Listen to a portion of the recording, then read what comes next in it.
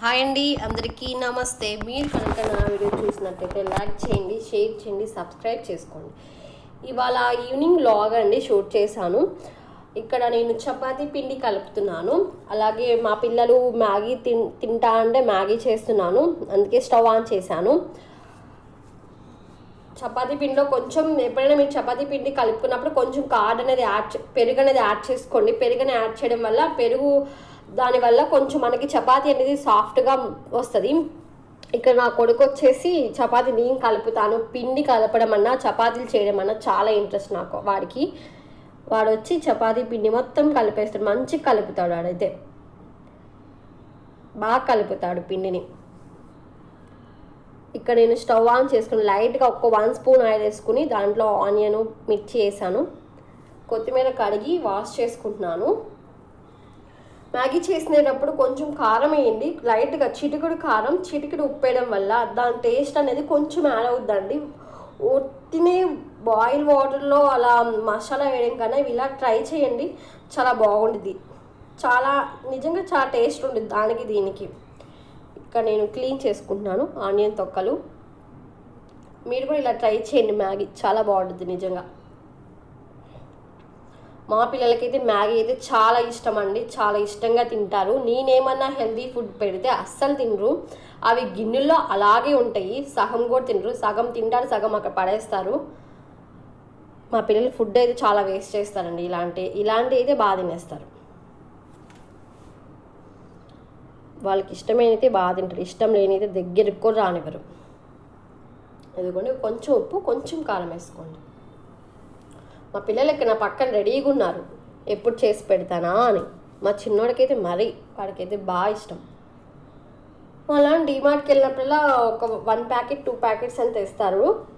అవి మాకు 2 months 1.5 month వస్తుంది ఆ ప్యాకెట్. వీక్లీ వన్స్ అలా చేస్తాను మ్యాగీ నేను.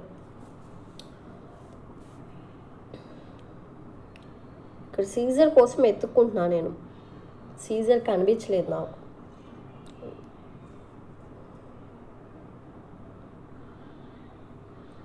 మా ఇంట్లో వస్తువులు ఎక్కడ పడితే అక్కడ ఉంటే మా పిల్లలు కావాల్సినవి ఎక్కడ తీసి అక్కడ పెట్టరండి బాబు. సీజర్లు తీసుకెళ్ళిపోతారు, ఏదో ఆర్ట్ అండ్ క్రాఫ్ట్ అంటే ఇక్కడ మ్యాగీ రెడీ అయిపోయింది చూసారా. మీ మ్యాగీ రెడీ. నేనైతే మ్యాగీ పెద్దగా తిన్నండి, లైట్గా తిన్నా. నాకు కొంచెం తినగానే ఎందుకో కడుపు నిండిపోయినంత ఫీలింగ్ వస్తుంది మ్యాగీ తింటే. ఏంటో తెలియదు, ఎక్కువ అయితే తిన్ను. మా పిల్లలకే ఎక్కువ చేసి పెడుతూ ఉంటాను. మ్యాగీ నూడిల్స్ ఇవంటే వాళ్ళకి బాగా ఇష్టం. ఇక్కడ క్లీనింగ్కి వెళ్ళిపోయాను. నెక్స్ట్ నేను వాళ్ళకి మ్యాగీ పెట్టేసి దాని తర్వాత నేను ఫిష్ ఉందండి మా ఇంట్లో, చిన్న ఫిష్ ఉండిద్ది. ఒక ఫిష్ గోల్డ్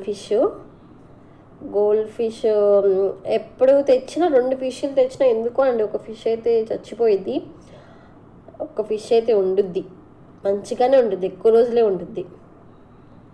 ఆ ఫిష్ బౌల్ కడిగి చాలా రోజులు అయిపోయింది, కడుక్కుందాం. స్క్రబ్బర్ పెట్టి తోముతానండి ఇప్పుడు. దానికి కడిగేసి ఇంకా ఫుడ్ వేసేద్దాం ఈరోజు. కొంచెం ఒక 10 డేస్ పైన అయిపోయింది, 15 డేస్ అయింది క్లీన్ చేసి. సరే ఈరోజు క్లీన్ చేద్దామని చెప్పి క్లీన్ చేస్తున్నాను. ఇక్కడ ఆ ఫిష్ బౌల్ అనేది ఇంట్లో ఉంటే మంచిదండి, చాలా మంచిగా అనిపిస్తుంది. నాకైతే ఎప్పుడన్నా మనసు బాగోకపోయినా ఆ ఫిష్ని అలా చూస్తూ అది ఆడుకున్నప్పుడు అలా చూసుకుంటూ ఉంటే చాలా మంచిగా అనిపిస్తుంది. 2 ఫిష్లు ఉంటే బాగుంటాయండి, ఫైట్ చేసుకుంటే ఇంకా చాలా బాగుంటాయి. కానీ ఎందుకో నేను ఎప్పుడు 2 ఫిష్లు తెచ్చినా ఒక ఫిష్ ఎందుకు చచ్చిపోతూ ఉంటుంది, నాకు అర్థం కాదు. కానీ 2 ఫిష్లు అయితే చాలా బాగుంటాయి నిజంగా. కానీ ఎప్పుడు చూసినా మా ఇంట్లో ఒక ఫిషే ఉండిద్ది. అది చూస్తే హ్యాపీ, అది ఆడుకోవడం తిరగడం చూస్తే నాకైతే చాలా హ్యాపీగా అనిపిస్తుంది. ఫిష్ కనుక ఎప్పుడైనా చచ్చిపోయినా అలా అయితే అసలు ఏం బాగోదండి ఇంట్లో, ఎందుకో తెలీదు. అది లేనప్పుడు ఏదోలా అనిపిస్తుంది. అండ్ ఇంట్లో కూడా బాగున్నట్టు అనిపించదు. నేను త్వరగా వెళ్ళి షాప్ దగ్గరికి వెళ్ళి, ఇక్కడ మాకు దగ్గరలోనే ఉంది షాపు, అక్కడికి వెళ్ళి ఒక ఫిష్ ఇమ్మంటే ఇస్తారు ఆయన.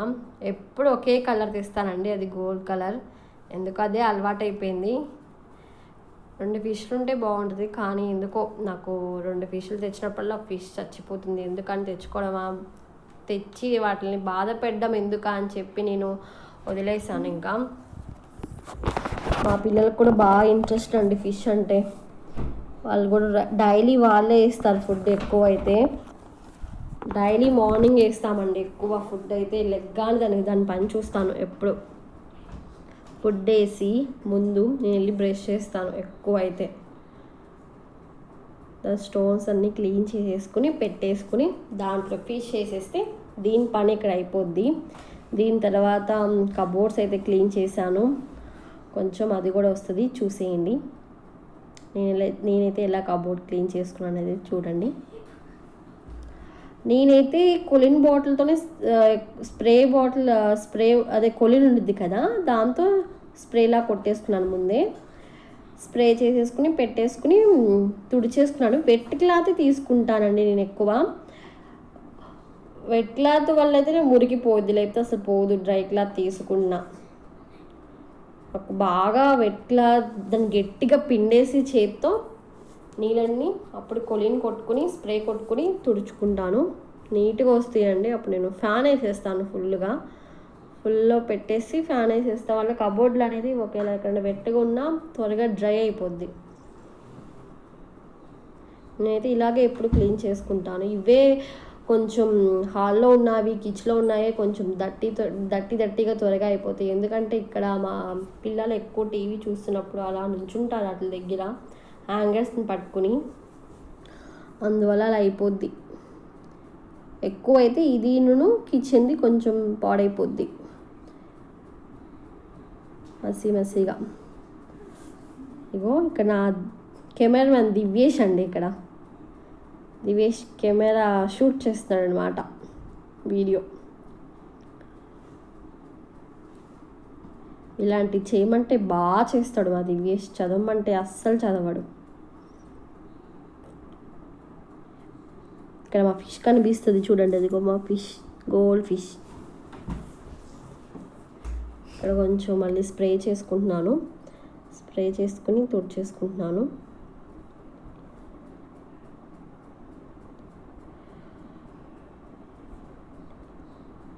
ఇలా తుడిచేసుకుంటే చాలా నీట్గా అనిపిస్తుంది. నేనైతే 10 డేస్కి అలా క్లీన్ చేసుకుంటాను. మేము సింపుల్గానే చేయించుకున్నామండి కబోర్డ్లో. అవి కూడా కొంచెం సింపుల్గానే ఉంటాయి ఎక్కువ. కొంచెం పాత మోడల్లా అనిపిస్తుంది. ఎందుకంటే మాకు షెల్ఫ్లు కట్టించేస్తున్నాం. దాని తర్వాత మేము వాటికి కబోర్డులు పెట్టించడం వల్ల అలా అయిపోయింది. మేము ఫస్ట్ కబోర్డులు వద్దనుకున్నాము, దాని తర్వాత మళ్ళీ వుడ్ వర్క్ చేయించుకున్నాము. షెల్ఫ్లు కట్టేశారు ముందైతే, దాని తర్వాత వుడ్ వర్క్ అనేది మళ్ళీ స్టార్ట్ చేసాము. దానివల్ల కొంచెం పాత రకం మోడల్ అయితే వచ్చేసింది మాకు. వీటి మీదేనండి ఇక్కడ 4 డోర్స్ ఉండి 4 డోర్సే మరీ దట్టిగా అయిపోద్ది. ఇదిగో ఇక్కడ ఈ 2 అట్లా పట్టుకుని ఇలా నుంచుంటా ఉంటాడు మా ఖుషిగాడైతే. అసలు వినడండి, నేను చెప్తూనే ఉంటాను వెనక్కెళ్ళి ఖుషి, వెనక్కెళ్ళి. మళ్ళీ వచ్చి అక్కడ నుంచుంటాడు. మళ్ళీ ఖుషి వెనక్కెళ్ళి ఖుషి, లేకపోతే టీవీ ఆఫ్ చేసేస్తానంటే మళ్ళీ వస్తాడు, అక్కడే నుంచుంటాడు. అలా ఇసుకిస్తూనే ఉంటారు పిల్లలు కదండి, ఇంకంతే.